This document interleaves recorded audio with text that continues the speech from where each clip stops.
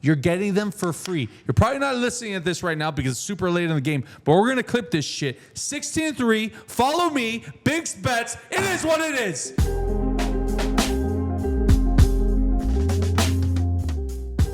Hey guys, welcome back to Little Big Opinions. I'm Big. And I'm Little. We also got producer Mark here. What's up, Mark?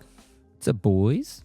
This episode is brought to you by Sacieta Law Personal Injury Attorneys. If you've been injured in a car accident, you need more than just a lawyer. You need an advocate who truly cares and fights hard for what you deserve. Call Sacieta Law at 305-340-9082 or visit sacietalaw.com for your free consultation. Sacieta Law, where strength meets compassion. Folks, it's another week. A lot of news going down the line. Chris, how was your time in Disney World? It was great. I don't know if anybody's been out there, but we stayed at the cabins in Fort Wilderness. So it's that campsite, and people have way too much time on their hands and way too much disposable income from what I saw. Like, they decorate all the cabins and the RVs, and it's trick-or-treating. It's great for little kids. If you've never done it, you have to try to book 1.5 years in advance, by the way. So you can't do it for 2026. It's already booked. So. And the golf carts, right? That's a thing over there? Yeah. You go around the golf carts and... Mark, you were there. Mark was there. How was it? I made it out there. We didn't go to any of the parks because of the baby, but we did go around the golf cart. It was nice, except Sophia is terrified of everything. Everything. But everything. we knew that before. Everything. Really? Poor thing. She's still young. Yeah, and there was a lot of little scary things in those campsites. I love it. I love scary, but I basically carried her the entire night. Ay, pobrecita. Yeah. Pobrecita.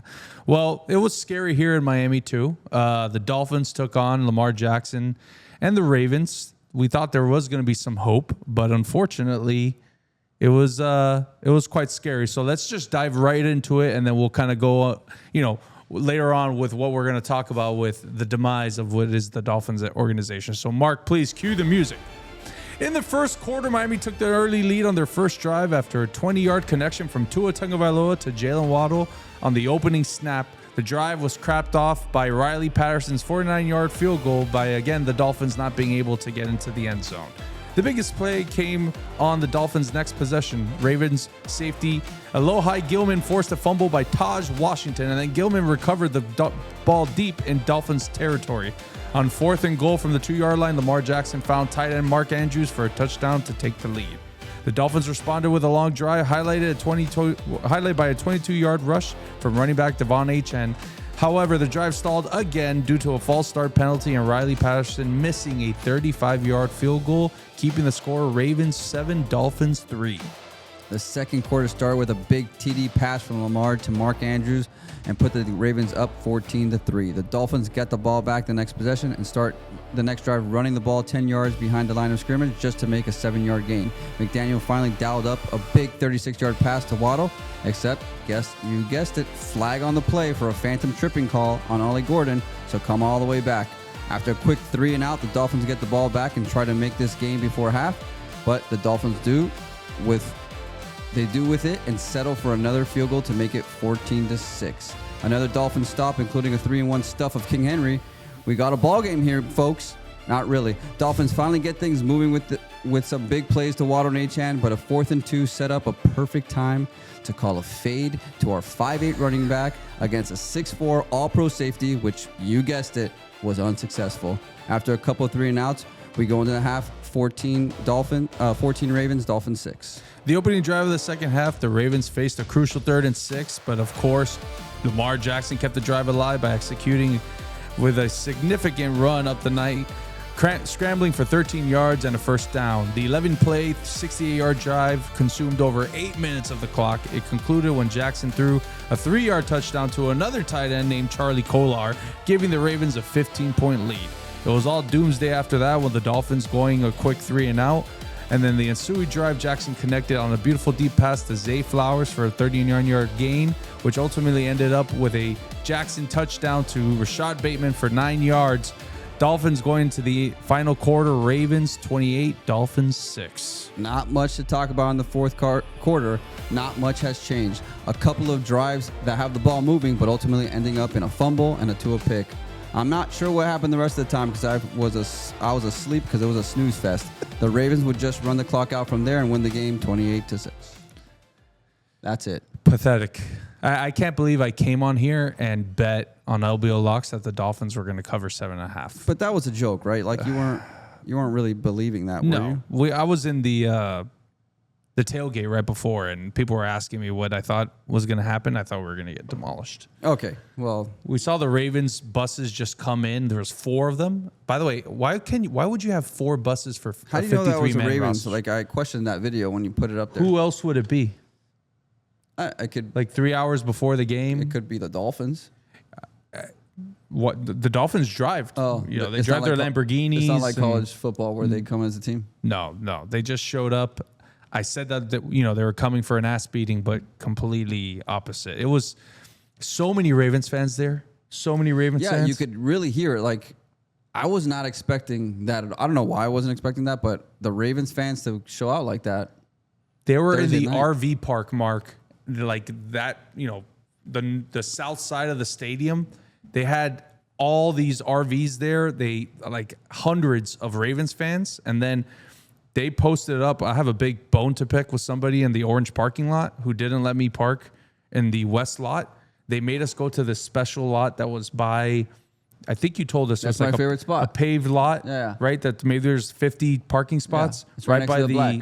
Yeah, right by the black and right next to the tennis. Right. There's this beautiful, all you can eat, all you can drink Ravens tailgate with 1,000 Ravens fans. There in the there, right behind like that section, right by that little that's the stadium tennis court. Right. So they have that open spacing. They have like the sand. They have picnic tables. They have a bunch of stuff. So we had that. The Dolphins did. That was all free. I think it was called Black South or something like that. But then there was another section there that had its own private Ravens tailgate. That's wild. It looked incredible. Must have been so many Ravens fans. Okay, let's rewind. Lamar Jackson. That was probably Lamar Jackson. He probably had his family and stuff coming out there. Well, it also supposedly, according to Tua, was too loud for him in the stadium. The Ravens fans were making too much a noise. Yeah, he keeps on saying things that I don't know where he's getting this stuff from. He can't say that, but that it was too. Mark, imagine your franchise quarterback saying that it's too loud. It is too loud in your home stadium. I mean, Mark, what the hell? Well, first of all, I want to go in. On the drive up, we went up on Thursday, and so many people in Port St. Lucie, just Baltimore Ravens people everywhere. I was like, "Hey, you going to the game?" To one of the guys, he's like, "Yeah." I was like, "That must be nice. Yeah, must be nice to be a winning team. Yeah, and show up and win." But Tua keeps on saying things week after week that I'm like, "Why are you saying that?" So what has he said? He said that it's too loud in the stadium. He said that he cannot see. He's too short. He's too short. Can't see behind his offensive line. Brees said the same thing, by the way. Brees said the same thing. Okay, cool. He also won a Super Bowl and an MVP and set the all-time passing record. The other thing about Tua, he also called out his teammates on multiple occasions, I think, right? One time. That's fine. What's going on with this guy?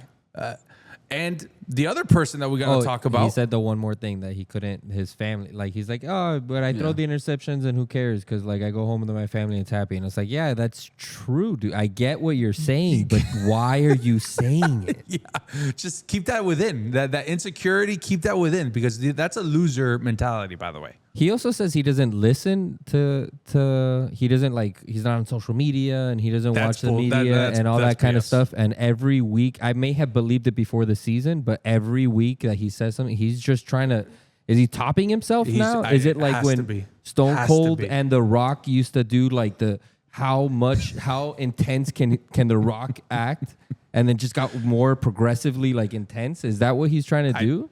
Whoever his media, his public relations person is, they need to be fired or demoted or something. I think it's a little forced, clearly, like the whole leadership thing, being the franchise guy. I think it's forced upon him and he feels like he has to always comment or say something or be the savior, and it's not working out for you. So I would just say less. It's probably be a better idea. But I think there's been a common theme now that I listen to us not only today, which we barely listen to each other while we're actually doing this live, but I do listen to these shows. You're clearly super always down on Tua. I always defend him a little bit, but I'm just so sick and tired of McDaniel. Like I just can't. Like you can't go into the game. There's no rhyme or reason to why he does things anymore. So last week against the Falcons, we come out with 6 offensive linemen. We come out with 3 running backs, and we just run and run and run. And we celebrated here. We're finally happy we did it. And then what do? We dress 2 running backs. Okay? So we already said, okay, we had something successful. We had 3 guys. We're always running the ball. We're getting things going. And instead of doing that, we go into the game plan already like, hey, we're going to cut off half of the playbook that we did the week before. That was very, very successful on a game that we dominated against a good defense. So I don't understand where this comes from. And then second, now we have 2 running backs. So that means we signed we brought in an extra wide receiver, Taj Washington, which is what happened. He fumbled the ball. On 4th and 2, which we already talked about earlier, 4th and 2, your best play is a fade to a 5'8" running back. He's not a receiver, okay? He's not the guy he's not Jamar Chase, we'll get to in a second as well. He's just a running back. Can we stop throwing to running backs all the time? Can we throw to Jaelan It wasn't even Waddle? close. It was in our end zone. It was literally in our end zone coming to us, to our corner. He overthrew him by 5 yards. Overthrew him. Achane stopped running. And then you see this Because it doesn't look matter, on he's covered. McDaniel. You see He's this covered. look of McDaniel just looking straight in the sky like, what's going on? So I don't know what type of miscommunication had there, but there is no one to throw the ball to. There's another 4th down, Chris, that we didn't talk about. That was like a jet sweep that we got blown up. That he didn't go for it, right? Yeah. Like it was a weird 3rd down. Is that what you're talking about? Yes, and then we missed the field goal, I think. Right. It was a weird 3rd down, a jet sweep, doesn't get the 1st down. We were thinking like, oh, he must be going for it. He doesn't go for it, kicks the field goal, and then they missed a 30-yard field goal, like a chip shot. We were joking around with the people in our section too. Every single play, right before the play would happen, you would hear the main ref come in and say, number 64 eligible, number 64 eligible. They said it about 20 times, and we're like, "Oh, they're gonna set this up for some sort of play, like That's the 6th offensive lineman. yeah. What's his name, by the way? I have it here. Daniel Brunskill. Right. Daniel Brunskill. They didn't do anything with that at all. They didn't. He's the 6th offensive lineman. He also had a holding penalty call. What do you mean? What would they do with that? He's there to block. Maybe they can do something. Every single time I hear someone saying that they're eligible, obviously it's going to be a heavy package. But it used to be the times where the Patriots would have somebody go and catch a pass on 3rd down or 3rd and goal and stuff like that. So do something different. I'm standing up here complaining the fact that all we do is throw to Achane. We throw to running backs. We don't throw to any receivers. And you want to throw to an offensive lineman. I want to throw it to David Brunskill. Daniel Brunskill. That's your answer. I just want to throw the ball to Waddle. Because when we throw the ball to Waddle, it was very successful. We're going down the field. We're actually making some plays. And instead, we run the ball 10 yards back to freaking Washington. Again, he loves Malik Washington. Like, okay, our running backs are catching passes, and our wide receivers are running the ball out of the backfield. This guy just thinks he's a genius. I just don't understand. And his job is safe, Chris. And his job is safe. All reports are coming out that Mike McDaniel's job is safe, at least to the end of the year. But again, during Sunday in the morning, we started hearing more and more that it kind of feels like he's just safe. How can we go into next year with McDaniel? Why are we doing this again? We already did this one time, guys. We had to keep Philbin, and then nobody wanted this job. Everyone from the Ravens, everyone from Green Bay, like all the teams you want people from, the front office from, we didn't want them. You know why? Because they didn't want to have to stick with Philbin. So we're gonna do this again this year. We're gonna leave McDaniel as a lame duck coach. We saw what just happened on a lame duck. Like, why are we here, Ryan? Why are we just doing the same thing over and over again? We're not doing the same thing over and over again because on Friday morning, news came out that Stephen Ross and Chris Grier are parting ways. The organization is parting ways. So for once right now, this is the first time in the history of this podcast that Chris Grier is not the general manager of this team. And I want to say something. We are partly responsible for this firing. Okay? We have been asking for this for years. For years. Okay? And finally, the ding dong, the witch's den. This is a Wizard of Oz podcast, clearly. He's gone. It's over. Thank the Lord. Chris Grier, sayonara. Good riddance, dude. Thank you for everything. But the time has come that it's over. So finally, Stephen Ross makes a big move and parts ways and fires the shit out of Chris Grier. How are you not more happy about this? Because it Be more happy. Nothing happens yet. Like there's nothing that has changed. Who's the guy now? We have Champ Kelly. Anthony Champ Kelly. Do you know who Champ Kelly is? Do you know where he comes from? He's 2 decades in the front office. He's nearly 2 decades in the NFL front office and scouting. He was the Vegas Raiders assistant general manager and serves as their interim general manager back in 2023. He was the director of pro scouting and assistant director of player personnel for the Bears. And he had various roles with the Denver Broncos in the personnel department. So the guy really is a scout. Okay. Right, which all general managers are. But he does, he did go to school. He has an MBA. He actually started working. But I don't want him. Company. I don't want him. If he was part of this team regime, I want somebody new. We just brought him in May. Okay, exactly. And this is where I'm getting to my fear. My fear is this is the new guy that they brought in. That's what it's always been, right? This is the new guy that they brought in, and now McDaniel's. They want McDaniel to work so bad that maybe Champ Kelly wants his job so bad that he'll be like, yeah, I'll keep him for a year, and then we just delay this for another year. It's over, guys. It's over. This team, this build, everything. The first thing that happened was Chris Grier. Thank you for doing it. That's the first thing that needed to happen. But I'm sorry. Titties out, baby. Titties out, baby. Titties out. Always. Keep your clothes on. You told me. You said you don't do it anymore. You do it all the time. Because you threatened me before the show. And now, every single time that you make that comment that I show my breasts or show something, I'm going to show it now again. Okay. Well, you got to warn people because people have asked for a warning. So, warning. Censor and then do it. So, next, McDaniel has to go and Tua has to go. Grier, McDaniel, and Tua, you guys all hitched your wagons together. It didn't work. We need to clear the cap space. We need draft picks. And we need to start all over again. And this is step 1. But until step 2 and step 3 is happening, I won't be as happy as Ryan. So what would you have done differently? What you would have done differently is on Friday, you would have wanted to hear that Chris Grier and Mike McDaniel had both been let go of the organization. This is very simple. I already told you what to do. Week 1, they both should have been fired. There was no this was over a year after week 1. After week 1, after the Colts completely annihilated you and showed you how bad construction the roster was and how poorly prepared the team was. That should have happened a long time ago. So yes, if you're asking me if I think it should have happened now, yes, that one too.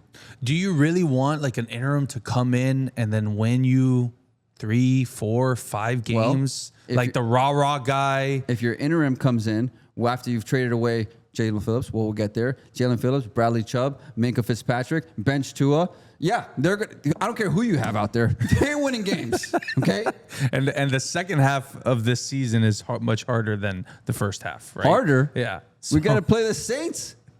That's one team. We got to play the Saints. We got to play Washington, and we got to play the Jets again. We got to play possible 3 wins, and we could. We got to play the Bills. Sure. We got to play the Patriots. I didn't mention anybody else. I just mentioned 3 games that we could possibly win, and that could be a problem because if we win 5 games, guess what happened in 2020? Mediocre. We won 5 games. So, I don't know if we're going to want Mendoza. I don't know if we're going to want someone else, but I do know I want the number 1 pick or the number 2 pick, and I want to have my pick of the litter. I want to know I got the best player of the draft, at the very least. If not the best quarterback, the best player of the draft. That's what I want. And we don't even know what that is because some people would have said before this week that Ruben Bain, defensive end for the Miami Hurricanes, who lost again in November, Mark. ACC owns us, by the way. Absolutely owns us. I actually was watching women's soccer yesterday. I have a video. I'll post it. It's the ACC women's championship going on. It was Virginia versus FSU. Riveting stuff. That's what you're going to watch from now on. That's it. Ruben Bain was the guy, but there's no one guy. So clearly when we get more into April, we'll see who that person is going to be when it heats up right now. But I don't know what it is, but I agree with you. It has to be a trendsetter. But I'm going to go a little bit different here. We had this going later on the show. I think what we need to talk about here is now that Chris Grier is gone, we are going to list for you guys the top 5 Grier busts of all time since 2019. He came on board reportedly on 2019. Mike Tannenbaum was no longer there on December 31st, 2018, and Chris Grier took the reins. So we're going to list our top 5 busts since he was here as general manager. And some of these are eye-opening. But generational. But before we get to that list, tell me, what would you have done differently? You would have left it the same, or you're just fine with Chris Grier being gone? You're happy with McDaniel staying? Because you clearly think Tua is the problem. No, I think McDaniel needs to go, too. Okay. McDaniel was absolutely just horrible. making sure for our friendship. No. McDaniel has to go. Everybody has to go. Anybody that's been a part of this and has been the demise since 2023 has to go. And we're going to get a little bit into that right now. So top 5 Chris Grier busts of all time. Chris, what is number 5? And this is an LBO list. Well, just so you guys know, we really prepared before the show for this. We have an honorable mention first. So the honorable mention is in 2019, okay? We've all decided Brian Flores is here. We decided that we're clearing the deck and we're going to completely rebuild. So one of your number 1 decisions in this offseason that we need to try to accumulate as many picks as possible and build a foundation and build a culture, we trade a 2nd round pick for Josh Rosen. That's going to be on my honorable mention.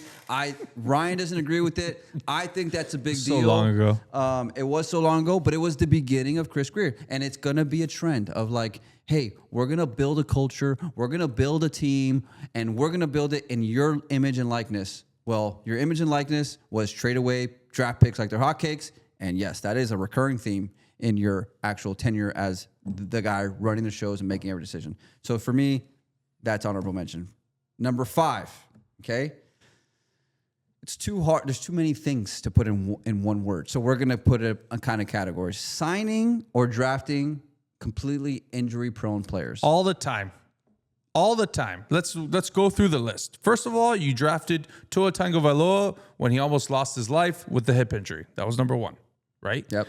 Austin Jackson, lovely guy, had the plasma surgery. Same draft. Plasma surgery for his sister, saved her life, phenomenal, but was super weak. And he was young, came in, and the guy has always been on the injury reserve this entire career for the first 5 years of his career with the Miami Dolphins. Your first big signing, Teron Armstead.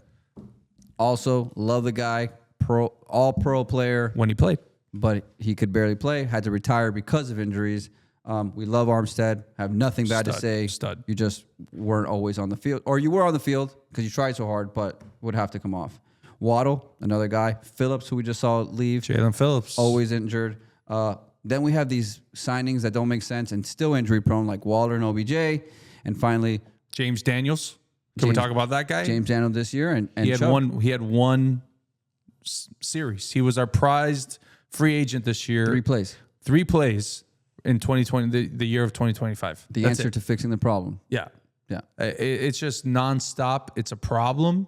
That was always an Achilles heel for Chris Grier. And hopefully that will change moving forward. What is number 4, Chris? Okay. Number 4, in 2021. All right. Now we have our quarterback.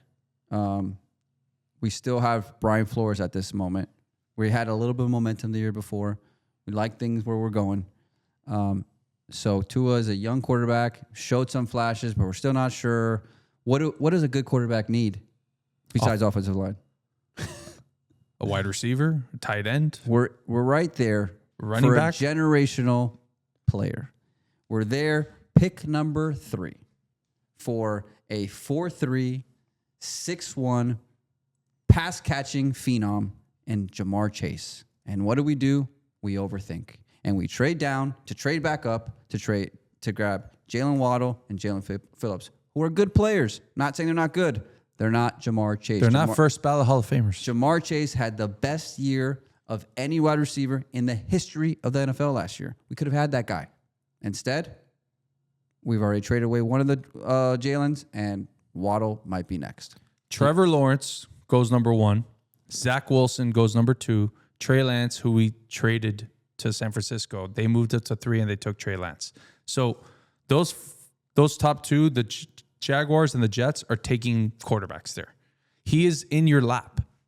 You have Jamar Chase, who anybody can throw to him. Jake Browning, Joe Flacco, Joe Burrow. It doesn't matter. He is a generational talent. He is a first ballot Hall of Famer. And you gave him away the kitchen sink for somebody that is still on your football team, but is nowhere near Jamar Chase and Jalen Waddle. And then Jaelan Phillips, good player, but again, has traded away. And Jamar Chase is going to be a Bengal forever, although he's kind of pissed with his defense right now. Do you guys remember where we went to the stadium to watch that draft party in the stadium, and you guys were complaining we bought pants when we didn't get Chase? Yes. No. I remember that vividly. You guys were celebrating, and I wasn't very happy because we didn't get Chase. Maybe you guys wanted Chase, but the other thing was Devontae Smith or Jalen Waddle, and I'd rather have Devontae Smith at that time. And I still think, he plays more games than Jalen Waddle, but they're both the same. They're not Jamar Chase. Waddle and Devontae Smith are phenomenal wide receivers. They're stars in the league. They could be wide receiver 1 in the right situation, but they're high-end wide receiver 2s.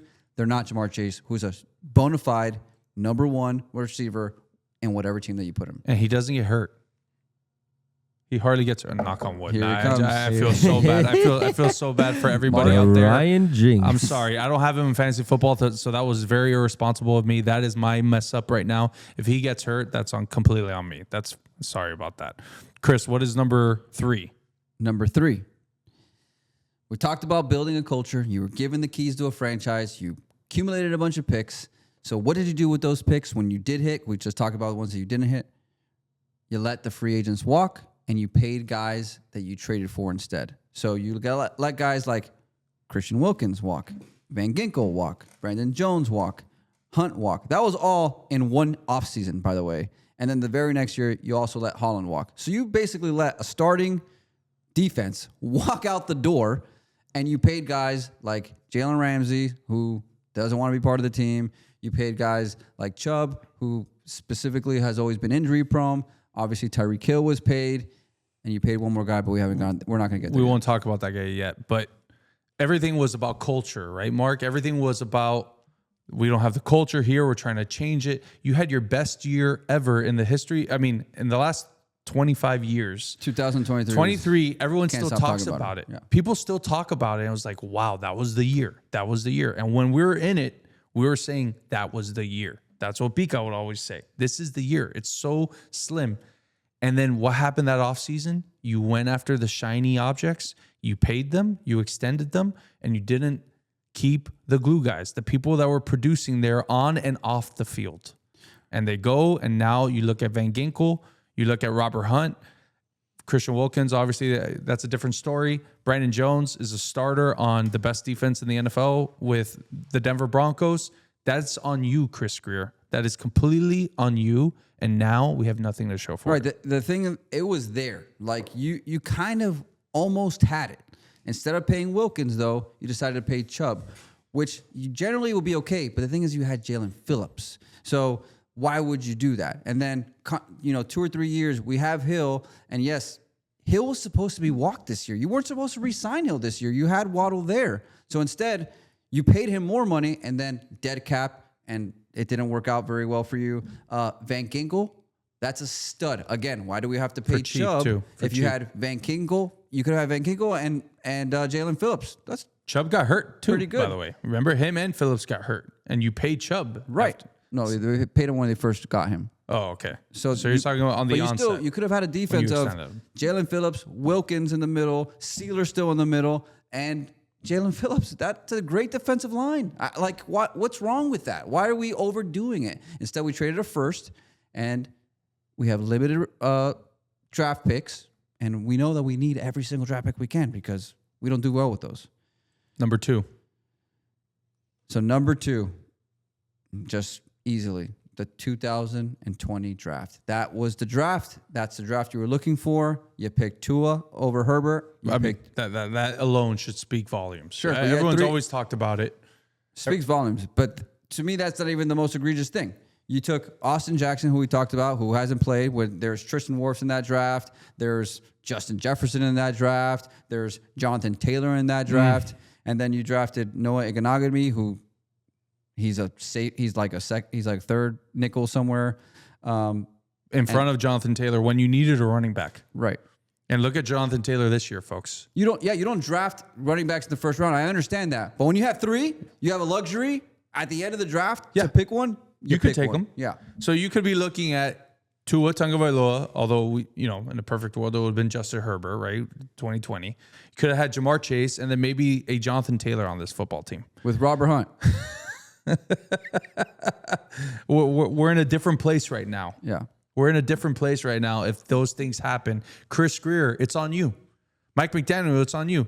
But mostly Chris Grier, this is on you. Now, number one, Chris, what's the biggest bust ever for Chris Grier as a Miami Dolphins general manager? This is what got you fired, and I was paying Tua. I'm a big Tua fan. We all know this, but you didn't have to pay him. He proved it 1 year that he could stay healthy, and 1 year he was phenomenal, 2023. We keep talking about it because that was the best time to be a Dolphin fan. He had a great year. There's no question. But you didn't have to pay him. You could have exercised the 5th-year option. He could have played on $25 million. You could have then extended him again on the franchise tag for 2 more years. You could have done any of those things. Instead, you chose to pay him, which I understand. You could have done it, but this ultimately leads to where we are today, which is Chris Grier being let go of his job. Chris Grier, good luck. I don't know where you're going to go from here. Good luck to you, dude. But honestly, you have been the detriment of this football team, this organization for years. We have been screaming your name for years, not in a good way. See you later. Sayonara. Go kick rocks. Good luck somebody else. Go somewhere in the NFC East. Please get hired by one of our competitors, one of our rivals. Please. See you later. No more. Let's move on. All right. So, Chris, tomorrow, folks, NFL trade deadline is happening tomorrow, Tuesday, 4 p.m. Jaelan Phillips has already been dealt to the Philadelphia Eagles for a 3rd-round pick. Philadelphia Eagles had 2 third-round picks, one of their own and one from the Jets. Yeah. So you would think that the Jets would be the pick that you go after, right? Yeah. If you're going to have to eat $6 million of Jaelan Phillips's contract, and the Philadelphia Eagles are only going to honor either $500,000 or $600,000 of that. So if it's a financial thing, you're taking the brunt of it, and then now you're going to take probably a 3rd-round pick with a 20 picks variance. Why? So Champ Kelly, what happened? What happened?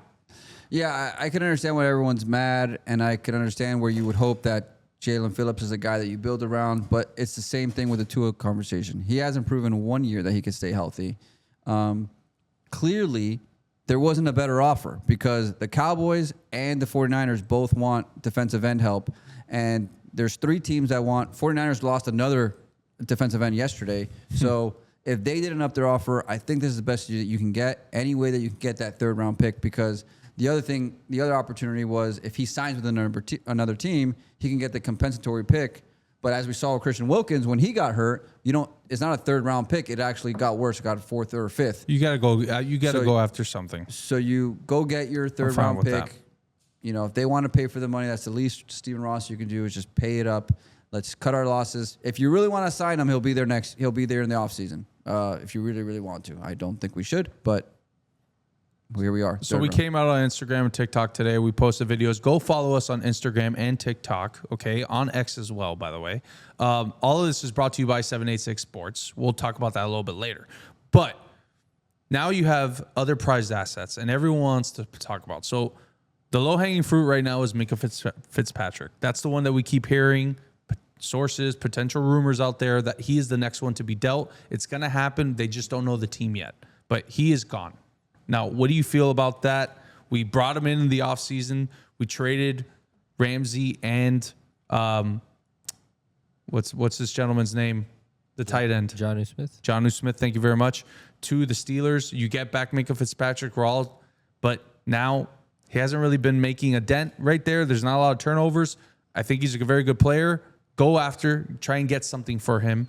What do you think about that? He doesn't fit the timeline anymore. He's 28 years old. Like you said, he's not making the huge plays on a team that is trying to make the playoffs and trying to make a push, absolutely you want him on the team. Safeties, corners, after you get to be 30 years old, it's very hard to continue to be successful. You got to get whatever you can get from him. But the fact that you're telling me that multiple teams are in and he's for sure going to get traded, just don't know where, then hopefully we get something if we get another third. I mean, that's what it's all about. It's about making this job desirable for the next guy to come in. And how do you do that with picks? So and cap space, too. we're not going to have cap space next year because we have to clear off dead money and all this stuff, but at least the 2027 year will. This draft class, which was so detrimental before, now kind of looks a little bit better because draft class? You have developmental guys. Oh, you're talking about 2025 draft class? Like Grant is coming on his own. Those guys, Trader now gets to play a little bit. Marshall will get to play a lot more and get their feet wet. And next year, see if they turn into players. Because you're not winning next year either. Unfortunately, guys, you're not going to win next year. So you have 2 years with a lot of young players to see if you can build with these guys. I don't know if it's going to work or not, but that's where we're at. I can't believe we're here again. It's so sad. But so sad. This is not a soft reset. Hopefully right now, this is not going to be a soft reset. This is going to be a full rebuild. It has to be. That's been the problem with this organization, right? We did soft resets all the time with the same people that were in the building. The Tannenbaums, the Chris Griers, the Parcells, all those people. Jeff Harden. It's time. Jeff Harden, Jesus, good one man. there. We That can't guy was forget him, terrible. dude. It was so bad. Go get some hot young guy. Get somebody from Philadelphia. Go get somebody. Everyone wants Louis Riddick. Go get somebody that knows their stuff. We just need winners here, and that we'll talk about that when the coaching search happens too. But before we go, when we miss the trade deadline, you have other two big names out there, Jalen Waddle and Waddle and Achane. Do you think that we move either one of them? Do you have a prediction? These guys, I don't think you're in a hurry to trade them, so you don't have to trade them by tomorrow, or this show will air after. You don't have to trade them by Tuesday at 4:00 because you have them. But if someone gives you a first or a second, I think you take it and you walk because they're not on the timeline either. It's just so sad. Are they building blocks? They're building blocks for next year to be a very average team to then hopefully be at the back at the start of whatever rookie quarterback we draft. And I can't believe we're here. I'm just going to keep saying it over again. And we're going to be in the stands because we talked a lot. We pump our chests. We say that we're going to do stuff. And then when the time comes to cancel the membership and we get that form that the Miami Dolphins say, fill this out so you can cancel your membership, we looked at each other and we said, we can't do it. So we're going to have to do this again next year. We will be in the stands next year for 2026 for that dumpster fire. But we are in this. We're looking for moments. We're looking for moments. That's it. Fuck. We do it for you guys. So we do it pathetic. for you guys. So make sure to like and subscribe. Leave your comments down below. Do all the things that needed to be done to bump us into the algorithm so that we can afford these tickets for you guys. It's for you. Please. This is getting costly here. Do you think we should trade Achane or Waddle? Or? I think you should trade Achane. I think his ceiling is so high right now. I think because of how long-term it's going to be, I know he's the focal point of the offense, but McDaniel's not going to be there anymore, I think, in my opinion. So who's to know what Achane is going to be? He's a stud, but get the most you can for him. And running back, you're going to have to pay him if you keep him. Right. So just get rid of him. He's been an absolute stud. Jalen Waddle, the same thing. You know how I feel about Waddle. He produces when he's a wide receiver one. He had another 80 yards after 9 targets, 5 catches last game. He's playing well. But again, I think the asking price right now is a first-round pick. I don't think you're going to get that for him. But if you do, or you get a second-round pick for a high, you go after it, man. You stack up these players and you start filling needs or best player available so you can have building blocks for the future. Right. That's where it's at. I can't believe we're here. Listen, there's people that have drafted in the second round quarterbacks that have hit in recent memory. Jalen Hurts, Bo Nix, Jordan Love was later on in the first round. I mean, yeah, 5 guys went that first round. It can happen, guys. It can happen. And here's another thing that's happening around the league, Mark. These these thrown to pieces, thrown to the woodwork like QBs that like here you're gone out to pasture. Sam Darnold, Sam Baker Darnold, Mayfield's. Daniel Jones, Baker Mayfield. Joe Flacco is putting up numbers for people and stuff like that. Second round QB. Mac Jones, Geno Smith is playing terrible, but what I'm saying is you can go after somebody, and that's what kind of scares me. Tua's going to go somewhere and win, do something, but he sucks. So you can follow the Denver Broncos model, rip the Band-Aid, and that means getting rid of Tua. Even with that $99 million dead cap number, I don't care. Get rid of him. He shouldn't be here anymore. He's proven it. He has what he's saying in the media right now, that should not be the face of your franchise. And I think a general manager that really wants to come here and win and a coach that wants to come here and win, should not be the person that you're going to start with. Okay, that's enough Dolphins. We gave you a lot of Dolphins content today. There's a lot going on. But let's go real quick. Fastest 4 minutes in sports. Mark, cue the music. Let's go. The Falcons taking on the Patriots. Future of MVP Drake May out here looking like Mel Gibson in The Patriot, freeing America 1 touchdown at a time. 2 touchdowns, 1 to Demario Douglas and 1 to Stephon Diggs. Still not over Gabriel's death, by the way. The Patriot. Spoiler alert. But at least Drake May avenged him. Drake London turned into Edgar Allan Poetic 3 touchdowns like he was writing the never-ending score. Falcons almost tied it late until Parker Romo said, "Quoth, the kicker nevermore." Missed the extra point. Patriots win again. Gross. Patriots 24, Falcons 23. Next up, we got Chargers and Titans. Los Angeles survived a wild first half to knock off Tennessee at Nissan Stadium. The Titans struck early. A pick 6 by Cody Barton and a 67-yard punt return for a touchdown had the home crowd roaring. But Justin Herbert took over. He threw for 250 yards and 2 touchdowns and ran one himself to cap a 99-yard drive in the 4th. Tennessee made it close, but forgot complimentary football meant that your offense also needs to score TD, not just your defense and special teams. The Chargers win 27-20. The Bears taking on the Bengals in Cincinnati. We got a Game of the Year candidate here, Chris. Let's forward to the final 2 minutes. The Bears were up by 14 points, 41-27. And then the Bengals scored a touchdown, recovered an onside kick, and took the lead 42-41 with less than a minute left. Game is over. Joe Flacco looks like king, but then Caleb Williams and rookie Colston Loveland put an end to the madness. With no timeouts, Williams hit Loveland for a 58-yard catch and run where he pinballed off of a couple defenders with 17 seconds left, sealing the victory. Bears 47, Bengals 42. Steelers and the Red Hot Colts. Pittsburgh put the clamps on Indy's offense and turned it into a takeaway party. 6 turnovers sunk the Colts. The Colts struck first on a gutsy 4th down sneak by Daniel Jones, but after that, New York Giants' Daniel Jones entered the game. The defense came out strong, including a TJ Watt strip sack, and Pittsburgh used that momentum to build a lead that they never surrendered. Jalen Warren punched in a 2-yard touchdown to take control. Daniel Jones threw for 342 yards, but the mistakes were too many. 3 INTs and 2 fumbles lost. The Colts tried to rally late, including a touchdown to Josh Jones, but the Steelers slammed the door shut with a late interception. Steelers win 27-20. The 49ers taking on the Giants. Running back Christian McCaffrey was a machine out there, logging a total of 173 scrimmage yards and scoring 2 touchdowns. This performance gave him his 16th career game with a rushing touchdown and a receiving touchdown, breaking a tie with Marshall Faulk for the most in NFL history. Congratulations, Christian. Another guy that we just spoke about, filling in for injured Brock Purdy, Mac Jones was efficient, completing his first 14 passes of the game, finishing 19 of 24 for 235 with 2 touchdowns and improving to 5-2 as a starter this season. 49ers 34, Giants 24. The Texans lit the fuse early, jumping out to a 6-0 lead, but disaster struck when C.J. Stroud left with a concussion, and suddenly Houston's spark was gone. Bo Nix threw for 2 touchdowns and orchestrated a late-game drive that set up a Will Lutz game-winning field goal as time expired.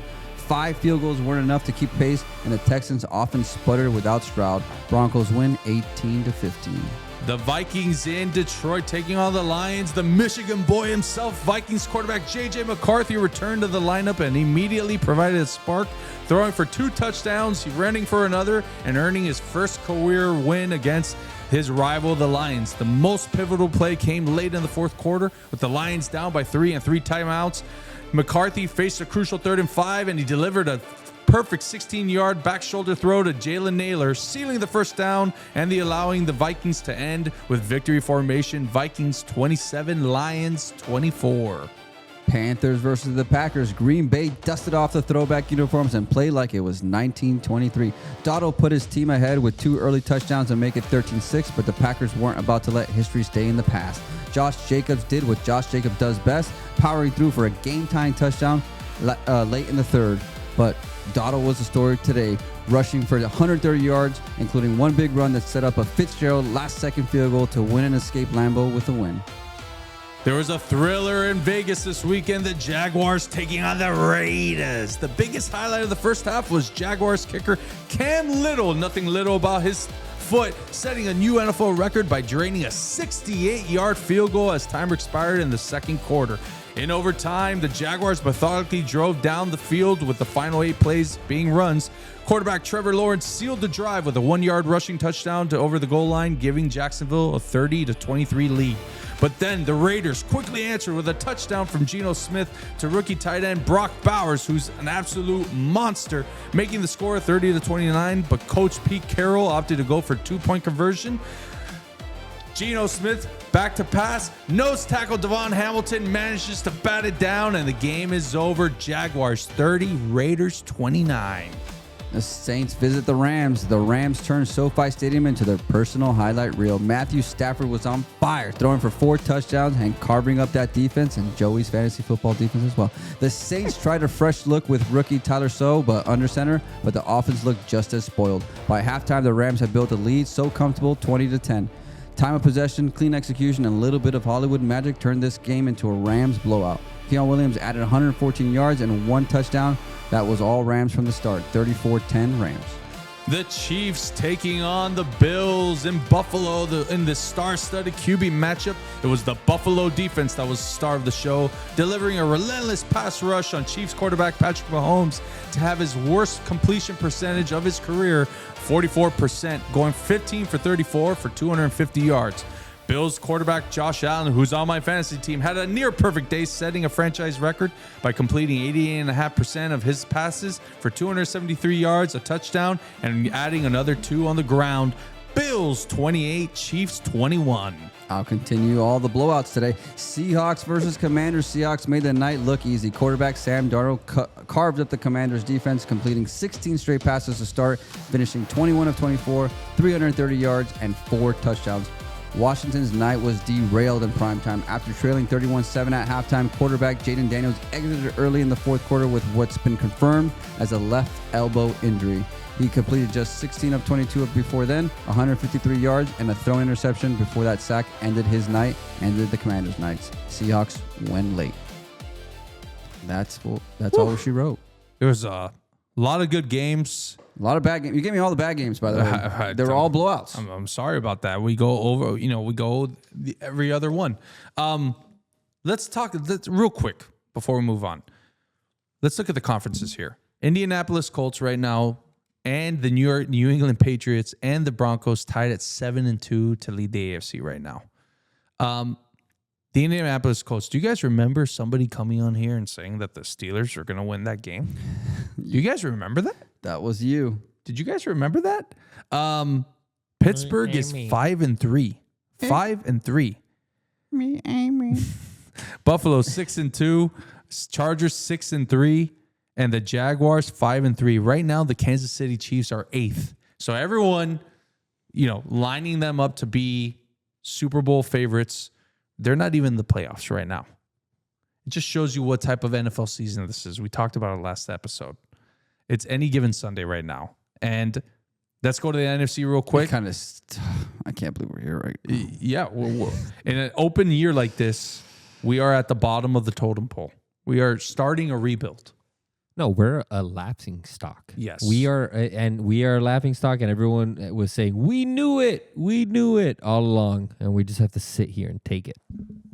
You got Philadelphia starting, in the NFC 6-2, leading the way. The Bucks with a rejuvenated quarterback in Baker Mayfield, 6-2. Seattle Seahawks, Sam Darnold, another guy that was a throwaway that they picked up, 6-2.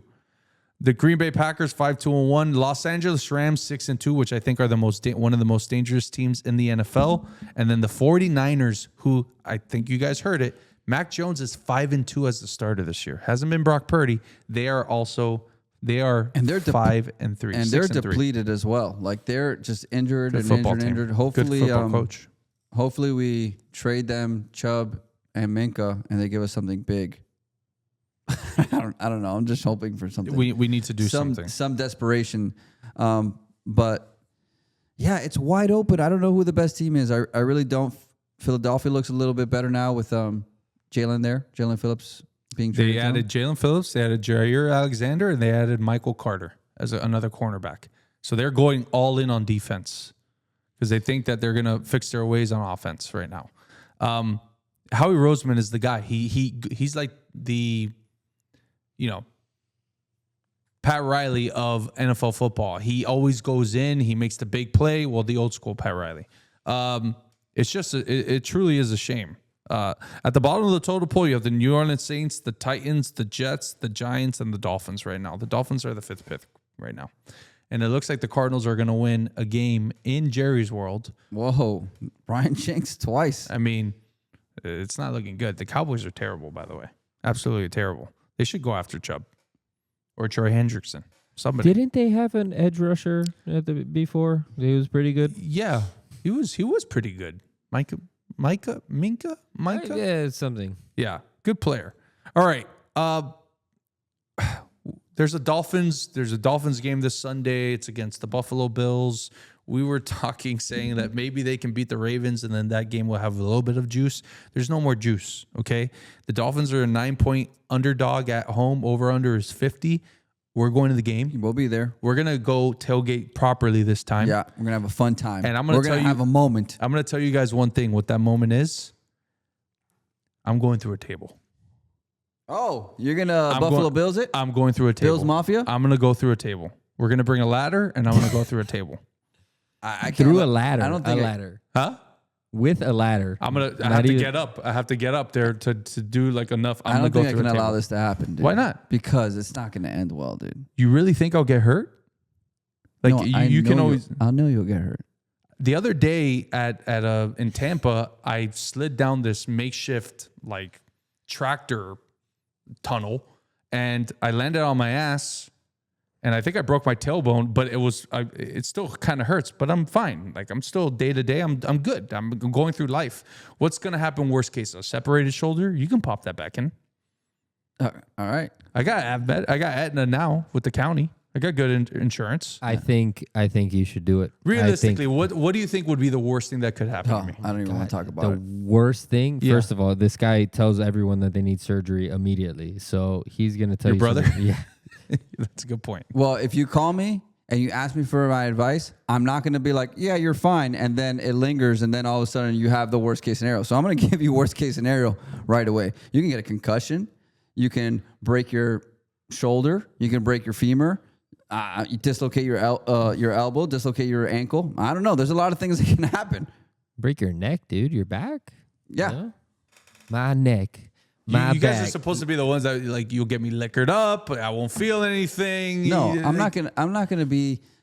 I'm in charge of helping you when we're out there, taking care of you, making sure that we all get home safe. I'm not gonna let you just hurt yourself. Okay, great. All right, am. cool. I am. Well, there's no. Thank you, Mark. There's no preview happening here. We're not gonna say what our keys to the game are and stuff like that. The keys to the game right now are just lose the game, dude. Just lose the game. Lose it by a lot so Mike McDaniel can get fired, hopefully. We're going to be out there. It's going to be rough. We're going to be a little bit liquored up. I'm going to tell you that right now. Maybe we should, we're going to talk about that off screen. But let's just go have fun. Let's make we're going to go have fun. Let's have a moment. Did you not like, so you didn't like tailgating at that spot? Sure, but there was no one around us. Okay, so we're going to go out. We're going to be tailgating. You're going to come out here. We're going to have a table that he may or may not jump through. We'll figure it out. But come talk with us. Let's talk about the Dolphins. Let's talk about the future. Let's have a good time. We're going to have beers for everybody. If you come in and you ask us, hey, I saw on the show that you're giving away beers, you're getting a beer. Sweet. By the way, I met our first fan that came up to me this past week at the tailgate. Oh, yeah? Yeah. First time. What's his name? What? He asked us not to disclose his name, so we're not gonna. I forgot his name. But really cool guy. Very grateful for you. Very cool guy. By the way, these guys went to a group of 4 of them, 2 brothers and 2 friends, went to Canton, Ohio to see Zach Thomas get inducted to the Hall of Fame. Yeah. They just decided they were at a party one day, like a family party. They get together and they're like, you know what? It was just announced like a month before. They're like, why don't we go to Canton, Ohio? They told me, they go, Ryan, you need to, it's like Disneyland for NFL, for football fans. Every single big name is there. There's only 3 restaurants there in Canton, Ohio, so you see everybody. They made friends with Zach Thomas's family, and by the end of the weekend, they ended up at Zach Thomas's private party at the day that he got inducted into the Hall of Fame sick. with their bust. With his bust, taking pictures with Zach Thomas. Dan Marino was there. Joe Rose was there. These 4 guys were there, and then they created the best album of all time to commemorate their memories. Right. They looked at me and they're like, it's good. They've made it like that. You can go with your family, you can go with your wife, or you can go with your friends. Anybody. Unfortunately, we're not going to have a Dolphins Hall of Famer for years to do that. That was the last one. Ricky's not getting in, so we're not going. So we're screwed. Maybe like in 30 years we can remember that. But shout out to them. I mean, absolutely, what a stud.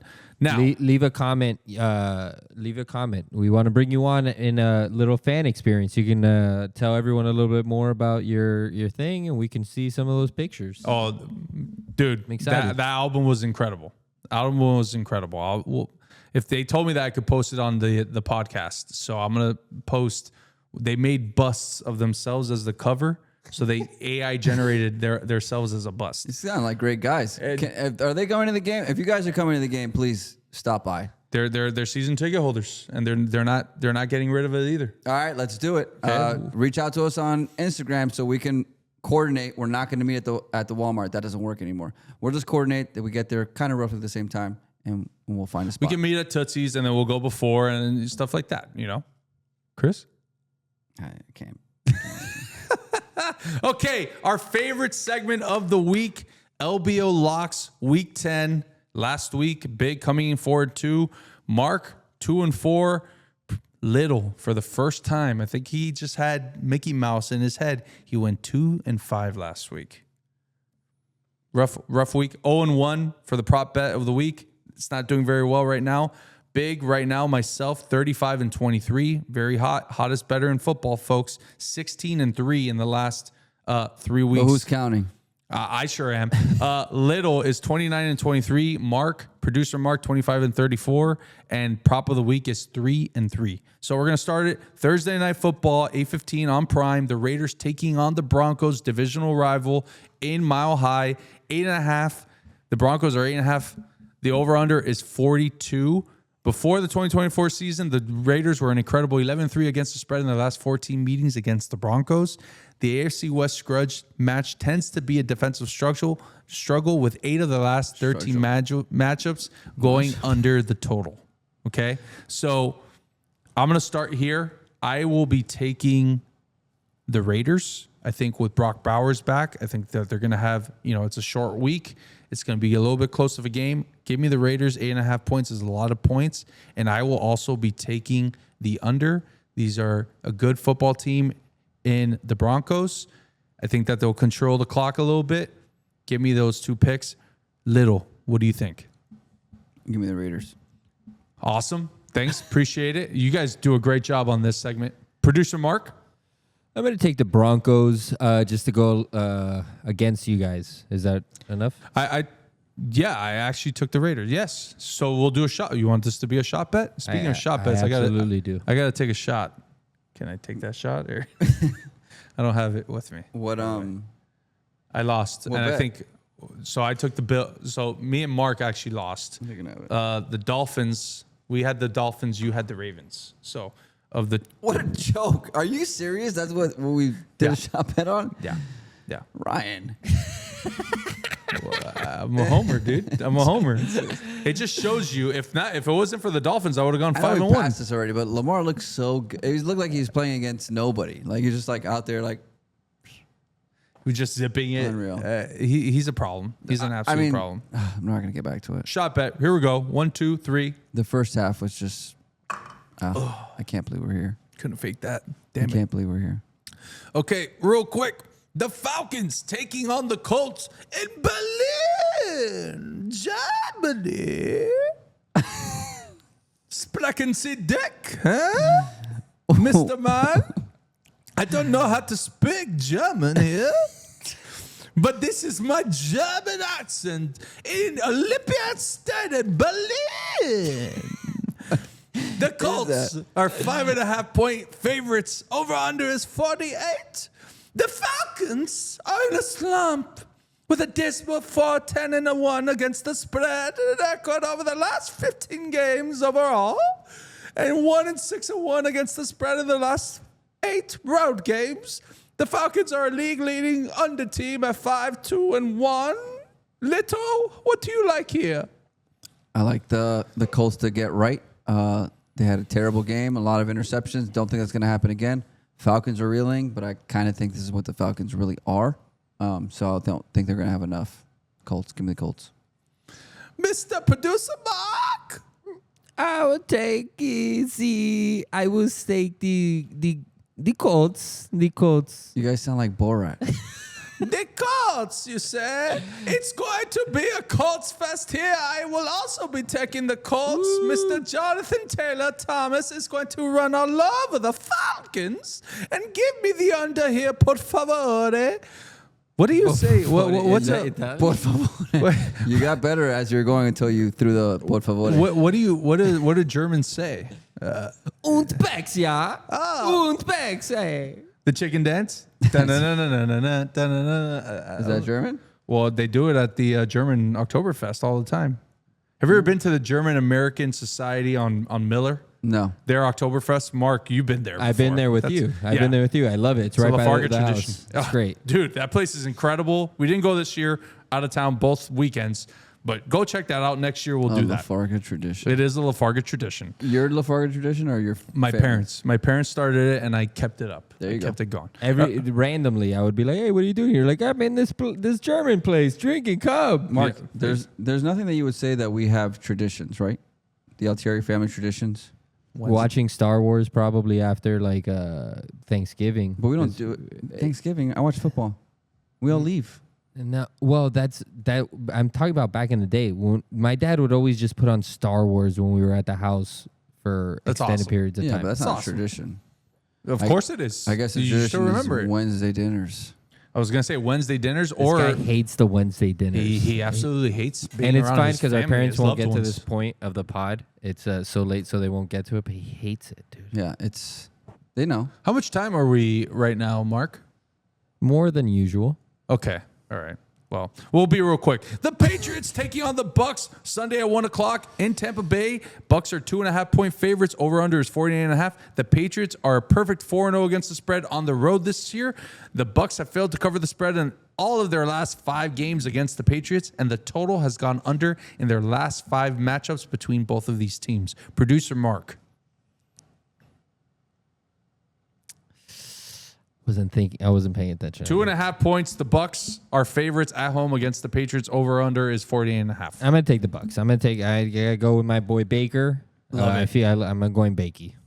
Chris? Yeah, that's the lock of the week right there. Bucks. I'm taking Bucks too. I think that the Patriots have been kind of sneaking, beating bad teams. The Falcons, Falcons were in that game, that should have hit that They missed that extra point the extra point to go 24-24. Give me the Bucks here. I am not going to touch the over-under as well. I'm not going to touch that. Now, one of the most impressive football teams in football right now, the Los Angeles Rams, are taking on the 49ers in where are they at again? Palo Alto. No, it's not Palo Alto. Santa Clara. Sorry. Santa Clara. Santa Clara. Over-under is 49.5. The Rams are 3.5-point favorites on the road. Could be taking on Mac Jones. Could be taking on Brock Purdy. This is Sunday at 4:25. The Rams are 6-2 against the spread this season and 6-1 against the spread when favored. Give me the Rams. I think that they are one of the best football teams in the sport right now. They got a young defense that gets after it, and Matthew Stafford is an absolute stud with Devontae Adams and Puka Nacua laying it around. They got a good running game. Give me the Rams, and I will also be taking the over in this game. Lots of points in Santa Clara. Division rivals, who gives a shit? Producer Mark, hit me, baby. I'm going to go with the Rams on this one because they have developed their own tush push in passing to Devontae Adams within a yard to that. Like slat. It's impossible. It's similar to what the Patriots used to do with Gronk. It's impossible to cover. And I love it. And I have Devontae Adams on my team. No one wanted him. Stud. Boom. I love it. Stud. Go them. Yeah. So big fan of our show. I'm gonna go with his nickname, Bruce. He told me about the Rams. Was like, Rams are not a Super Bowl contender. So far, I'm looking pretty wrong. Yeah, Stafford looks so good. Stud. Better than he has in the last 3 years. Maybe because he has Devontae Adams and Puka Nacua. So I'm going to stick with the Rams. And I didn't touch any over-unders. I'm trying to get back on the... Sounds good. I'm going to go with Big's prop of the week. We're going to go against these rushing and totals and stuff like that. 0 for 3. Ollie Gordon got hurt. He got hurt in the first quarter. Over-under was 19.5. That's my fault. I took him. It is what it is. But I'm going to say this. Give me an anytime touchdown parlay between Puka Nacua and Devontae Adams. Both of them to score this game. Wow, that's such a parlay, difficult one, dude. We are going to win that. We're going to get back on the game. What are the odds on that? Probably plus 200. Just 2-1. That's not good odds at all. That's such a difficult one. I know, but I think that they're both going to score. I think that they're going to ram it up. I'm gonna fire up the app and I'm gonna make that bet. Okay. Love this guy. Little's telling you over here that's not a good. This guy's reaching here. He's pumping his chest. He's telling everyone how good he is. Prop bets 16-3 in the last. And your prop bets are 0-3. That's okay. You know what, just folks, here's the thing. Follow me if you want to win. Christmas is coming up. You want to have a nice Christmas? You want to get your kids those Power Wheels that you want? You want to buy a heater for the pool? Follow me. 16-3. That doesn't happen, folks. People pay for picks like that. You're getting them for free. You're probably not listening at this right now because it's super late in the game, but we're going to clip this shit. 16-3. Follow me. Big's bets. It is what it is. Chris, take us home. Don't listen to him. So this episode is brought to you by Saceda Law, personal injury attorneys. If you've been injured in a car accident, you need more than just a lawyer. You need an advocate who truly cares and fights hard for what you deserve. Call Saceda Law at 305-340-9082 or visit sacedalaw.com for your free consultation today. Saceda Law, where strength meets compassion. Sayonara, suckers. Nice reading, dude.